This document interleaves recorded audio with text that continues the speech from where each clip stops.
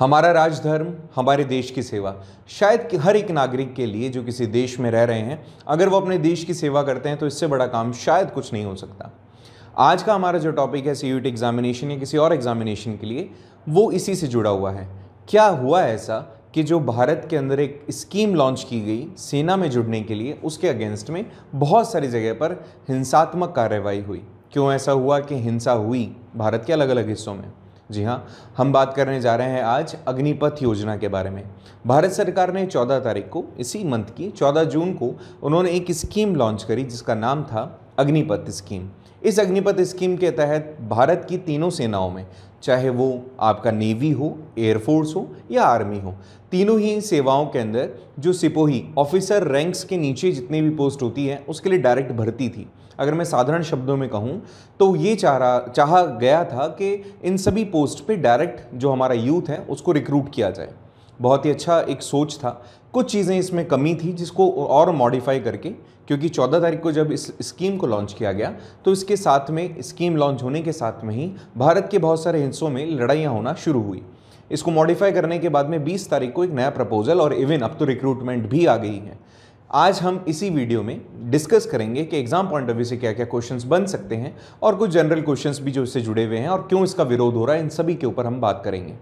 सबसे पहली चीज़ तो हमें ये समझना ज़रूरी है कि इनमें किन लोगों को भर्ती किया जाएगा।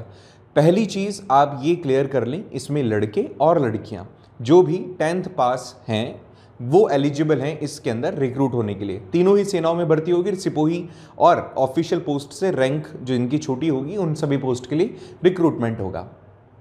17.5 साल से लेकर आप 23 साल तक का जो भी व्यक्ति है इसमें रिक्रूटमेंट गेन कर सकता है। पहले इसकी सीमा 21 साल थी, 17.5 to 21, जिसको हमने मॉडिफाई करके अब 23 कर दिया है। बहुत सारे क्वेश्चन इसके साथ जुड़े हुए हैं, लेकिन आज जो हम डिस्कस करने वाले हैं वो कुछ मेजर पॉइंट्स और एग्जाम पॉइंट ऑफ व्यू से जो क्वेश्चंस आपसे पूछे जाएंगे उन्हीं को डिस्कस करेंगे। अग्निपथ स्कीम जो कि 4 साल के लिए आपको रिक्रूटमेंट देती है, काफ़ी ज़्यादा सिमिलर है एक ऐसी ही स्कीम से जो कि पहले चला करती थी। इसका नाम था the tour of the duty. आप ये थोड़ा सा याद रखिएगा। बहुत सारी कंट्रीज़ में इस तरह की स्कीम चली आ रही है। वहाँ पे कुछ 3 साल के लिए, कुछ के अंदर 5 साल के लिए रिक्रूटमेंट दी जाती है आर्मी में।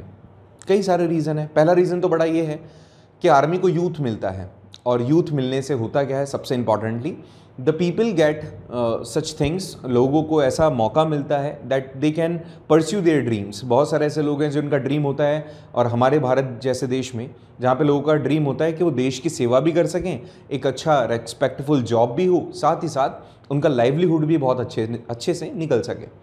तो इस स्कीम को काफ़ी ज़्यादा आप सिमिलर मान सकते हैं, मैंने जैसा आपको बताया, द टूर ऑफ ड्यूटी। ठीक है, इसके अलावा और क्या क्या चीज़ें हैं इसमें, कुछ चीज़ों पे ब्रीफली बात करते हैं कि इसको रिक्रूट जब किया जाएगा किसी भी सिपाही को या किसी भी अग्निवीर को। अग्निवीर कौन होंगे? जिन लोगों को रिक्रूट किया जाएगा उन सभी को अग्निवीर कहा गया है इस स्कीम के तहत। तो अग्निपथ और अग्निवीर, ठीक है, ये दोनों चीज़ें आपको याद रखनी है। 17.5 साल से जो भी बड़ा होगा उसको रिक्रूट किया जा सकेगा। 10th पास वो कम से कम होना चाहिए। साथ ही साथ उसकी पर मंथ सैलरी होगी 30,000 रुपीज़। इसके साथ हर एक साल में उसको 10% हाइक दिया जाएगा।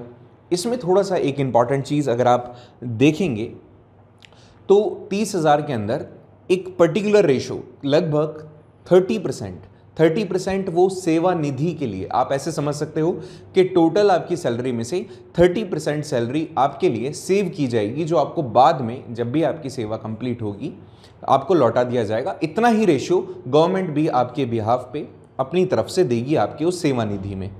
अब लगभग ये अमाउंट आपका लास्ट में जब आप रिटायर होने को होंगे या अपनी सेवाएं समाप्त कर चुके होंगे 4 साल बाद, तो आपको लगभग 11,71,000 से 77, कई जगह पर ये 11.71 और कई जगह पर 11.77 लाख रुपीज़ बताया गया है। तो उसके बीच में आपको अमाउंट मिलेगा, लगभग मान के चलें 12.25 लाख रुपए आपको मिलेगा।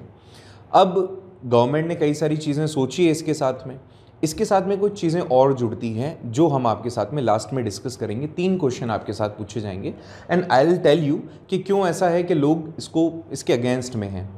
इसके साथ में और क्या क्या है, आप ये भी मान के चलें कि जो भी पर्सनल इसमें सेलेक्ट होंगे, for sure they will get such benefit जो भी किसी एक आर्मी पर्सनल को मिलते हैं। लाइक उनको इंश्योरेंस मिलेगा। जो भी पर्सन इस स्कीम के तहत चुना जाता है सेवा के लिए, he will get for sure approximately 1 crore rupees अगर किसी की डेथ होती है तो इस तरह का इंश्योरेंस। और अगर कोई भी पर्सन ऐसा है जिसका जो सेवा में है, अगर वो किसी भी तरीके से जिसको मेडिकल की ज़रूरत होगी तो 48 लाख रुपीज़ के आसपास उसको मेडिकल इंश्योरेंस भी या हेल्थ इंश्योरेंस भी मिलेगा। कई और बेनिफिट्स भी हैं, जैसे जो भी सिपोइज होंगे उनको 25% ऐसे सिपोही जो इस स्कीम के तहत चुने जाएंगे, उनमें से अगर समवन इज क्वालिफाइड तो फॉर श्योर उसको रिटेन किया जाएगा 25% को। जैसे मैंने आपको कहा कि जितने भी लोगों को इसमें रिक्रूट किया जाएगा उनमें से 25% स्टिल 4 साल बाद भी अपनी जॉब को कंटिन्यू कर पाएंगे, वो अपग्रेडेड होंगे फॉर श्योर, उनकी ट्रेनिंग बढ़ेगी। ट्रेनिंग से मुझे याद आया कि इन 4 साल के अंदर आपकी ट्रेनिंग पीरियड को भी इंक्लूड किया गया है। इवन जो भी लोग ट्रेनिंग करेंगे उसमें फर्स्ट मंथ से ही उनकी जो सैलरीज यहाँ दिखाई थी 30,000 rupees approx, they will get such. Okay, 30,000 training के दौरान, लगभग 6 महीने की ट्रेनिंग और आपकी 3.5 साल की जॉब। अभी इसके साथ में 2-3 चीज़ें और आपको समझ में रखनी होगी। जैसे आप इसके अंदर सोच के चलें क्यों ऐसा लोग हैं, जो बहुत सारे लोग हैं जो प्रोटेस्ट कर रहे हैं। जैसे मैंने यहाँ पर एक चार्ट दिखाया है, इस चार्ट में देखो 4 साल के बाद में लगभग 11.77 इतना हाइक, 9,000 रुपये आपके कटेंगे, फिर 10% हाइक के साथ में सेकेंड ईयर में आपकी सैलरी 33,000 हो जाएगी, फिर उसके बाद में बढ़ते बढ़ते 40,000 तक आप पहुँचेंगे। फाइनली जैसे ही आप 4 साल कंप्लीट करेंगे उसके बाद में एक पर्टिकुलर एक अच्छा हैंडसम सा अमाउंट, जिसके साथ में जब आप रिटायर हो जाते हैं तो उसके बाद में आप 12.25 लाख रुपये के आसपास उस अमाउंट से कुछ भी अपना बिजनेस स्टार्ट करते हैं या फिर कोई भी दूसरा प्रोग्राम स्टार्ट कर सकते हैं। और भी बहुत सारी चीज़ें हैं। जैसे कुछ लोगों का क्वेश्चन आता है कि लोग प्रोटेस्ट भी कर रहे हैं, आप देख भी रहे होंगे बहुत सारी जगह पर प्रोटेस्ट हो रहा है, उसके अंदर हर एक इंसान ने ये शायद इसके बारे में डीप स्टडी नहीं की हो और हमारे यहाँ पे इन्फ्लुएंस बहुत ज़्यादा होता है नेगेटिवली। जबकि गवर्नमेंट ने जब इसको रिक्रूट किया तो उसके पीछे का मेन इंटेंशन ये था कि सरकार के ऊपर जो पेंशन बर्डन है वो पेंशन बर्डन कम हो, क्योंकि कहीं ना कहीं उस पैसे को हम अपने आप को थोड़ा सा एडवांस बनाने में, हमारे गैजेट्स को, हमारे इक्विपमेंट्स को, हमारे वेपन्स को एडवांस बनाने में यूज़ कर सकते थे। इसी थॉट के साथ गवर्नमेंट ने इस स्कीम को लॉन्च किया था। लोग इस चीज़ को समझ पाएँ, लोगों को थोड़ा सा और इसके लिए अट्रैक्शन हो, साथ ही साथ लोगों के ये जो एक एंगर है इसको भी ख़त्म करने के लिए गवर्नमेंट ने इसको और मॉडिफाई करके, क्योंकि उनका क्वेश्चन था कि हमें पेंशन बेनिफिट्स तो मिलेंगे ही नहीं, तो गवर्नमेंट ने उनको समझाया कि 4 साल के दौरान अगर पेंशन बेनिफिट्स देना ही होता तो फॉर श्योर गवर्नमेंट इस तरह की स्कीम नहीं रखती, क्योंकि ऐसे में जो एवरेज हमारे यहाँ पर जो आर्मी पर्सनल्स थे उनकी जो एज है वो 32 के अप्रॉक्स है, जबकि गवर्नमेंट चाह रही है कि इसको और रिड्यूस करें, क्योंकि हमारे यहाँ पर यूथ हमें ज़्यादा चाहिए हमारी आर्मी में हमारी पावर को बढ़ाने के लिए। सो द पीपल जिनकी एज हमें एडवांस जो इन्होंने डिसाइड किया, जो अपडेटेड जो इंस्ट्रक्शन हमें दिए 20 तारीख को, 20 जून को, उसके अंदर उन्होंने कहा कि हम चाह रहे हैं कि 32 साल जो हमारे यहाँ पे पर्सनल्स की एज है एवरेज काम करने की, आर्मी ऑफिशियल्स की या जो भी हमारे यहाँ पे पर्सनल्स हैं, उनकी हमें 26 तक लेकर आना है। बट इतना विरोध इसका हुआ, स्पेशली बिहार जैसे जगह में, बिहार में काफ़ी ज़्यादा हुआ। 3 बड़े बड़े उनके क्वेश्चंस थे, काफ़ी हद तक सही भी थे, काफ़ी हद तक गलत भी थे। पहला था कि उनको जो स्किल मिलेगी वो इतना यूज़फुल नहीं होगी उनके 4 साल के बाद में, गवर्नमेंट ने इसका भी जवाब दिया। दूसरा क्वेश्चन, हमें पेंशन का बेनिफिट नहीं मिलेगा। और तीसरी चीज़ ये थी कि उनको उतना बेनिफिट नहीं मिल रहा है जितना बेनिफिट किसी एक्चुअल में आर्मी का रिक्रूटमेंट जो पहले होता था उनसे मिलता था। तो कई सारे क्वेश्चन और भी थे इसके साथ में, तो ये काफ़ी ज़्यादा प्रॉब्लमेटिक है। बट इसको सोचना हमें इस तरह से ज़रूरी है कि गवर्नमेंट अगर आप पेंशन स्कीम्स को कंटिन्यूस रखती है तो अप्रॉक्सीमेटली कई 1000 करोड़ रुपीज़ खर्च होते हैं सिर्फ पेंशन की रिक्वायरमेंट को पूरा करने में, जो शायद अगर बच जाए तो नो डाउट उसको हम अपने एडवांसमेंट में खर्च कर सकते हैं। जैसे मैंने बताया कि विरोध हुआ और इस विरोध के पीछे हालांकि कहीं ना कहीं हम लोग जो सोचते हैं हमारे ग्रीड को काफ़ी ज़्यादा प्रायर रखते हैं, बट गवर्नमेंट का सोचना भी काफ़ी हद तक सही है, क्योंकि जिस हिसाब की वर्ल्ड में सिचुएशंस हैं, अगर हमारे वेपन्स डेवलप नहीं हुए, हमारा इंटेलिजेंस ही नहीं बढ़ा, तो कहीं ना कहीं हम काफ़ी ज़्यादा पीछे हो जाएंगे। लोगों का जो थॉट था कि अब हमें जॉब नहीं मिलेगी, एक ये भी था कि 4 साल बाद हमें जॉब कैसे मिलेगी। सो यहाँ पे आनंद महिंद्रा थे, टाटा ग्रुप्स के चेयरमैन थे, और भी बहुत सारे अलग अलग गवर्नमेंट हैं जिन्होंने अनाउंसमेंट किया है कि आगे चल कर के जो भी हम वैकेंसीज लेकर आएंगे, स्पेशली डिफेंस की बात तो करनी है, तो उन सभी में इन लोगों के लिए एक स्पेशल कोटा होगा, अप्रॉक्सीमेटली 10% रिजर्वेशन होगा इन सभी अग्निवीर्स के लिए। ये भी एक बहुत बड़ी बात है कि आपको रिजर्वेशन मिल रहा है। साथ ही साथ आर्मी के अंदर जितनी भी रिक्रूटमेंट होती है, माफ़ कीजिएगा, तो उन सभी के अंदर आप ऐसा नहीं होता कि केवल सिपोहीज को ही आप इसमें ऐड ऑन कर रहे हो, बहुत अलग अलग लोग होते हैं, जैसे आईटी सेक्टर के भी होते हैं। तो उन्होंने डायरेक्टली जितने भी बड़े सीईओज थे, they already told the people कि कहीं ना कहीं वो डायरेक्टली उन लोगों को रिक्रूट कर लेंगे। ठीक है, तो ये भी एक बहुत अच्छी बात है। ठीक है, सो ये चीज़ जो हम सोच रहे हैं कि जॉब नहीं मिलेगी, पेंशन नहीं मिलेगी, या फिर वो जो स्किल्स इनको मिल रही है, 6 महीने की ट्रेनिंग जो इनको मिल रही है, दैट इज़ नॉट इम्पॉर्टेंट। सो कहीं ना कहीं ये चीज़ हमारे लिए गलत है। और अभी एक चीज़ जो बहुत अच्छी है, आपको पता होगा, पहली रिक्रूटमेंट 46,000 पीपल के लिए, अग्निवीर बनने के लिए आ गई थी, जिसके अंदर 95,000 से ज़्यादा फॉर्म्स भरे जा चुके हैं। इसका मतलब है कि जो बेनिफिट्स इसका लेना चाह रहे हैं, फॉर श्योर उनको बेनिफिट मिलने वाला है।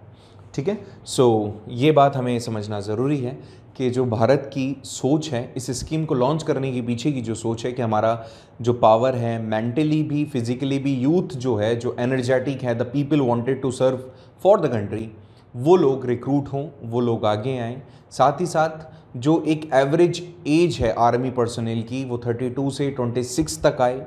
हमारा मैन पावर स्ट्रॉन्ग हो, हमारे पास में इतना फंड हो कि हमारी टेक्नोलॉजी को हम एडवांस कर सकें। इन सभी चीज़ों को देखते हुए ये जो स्कीम है काफ़ी हद तक सही है। अगर हम ओवरऑल इसको देखें, अगर हम ओवरऑल इसका एक एनालाइज करें, तो हम लोग कहीं ना कहीं इस चीज़ को पाएंगे कि ये जो चीज़ है वो काफ़ी हद तक सही है। बेरोज़गारी ख़त्म नहीं हो सकती अगर आप सोचो पूरे तरीके से डिपेंडेंट आप हो जाओ गवर्नमेंट पे कि गवर्नमेंट ही सोचेगी आपके लिए, तो वो सही नहीं होगा।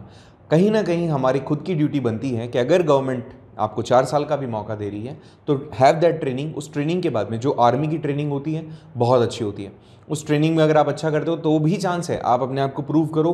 25% जो आर्मी में वापस आप रिटेन होंगे, तो कहीं ना कहीं आप उसमें भी आ सकते हैं।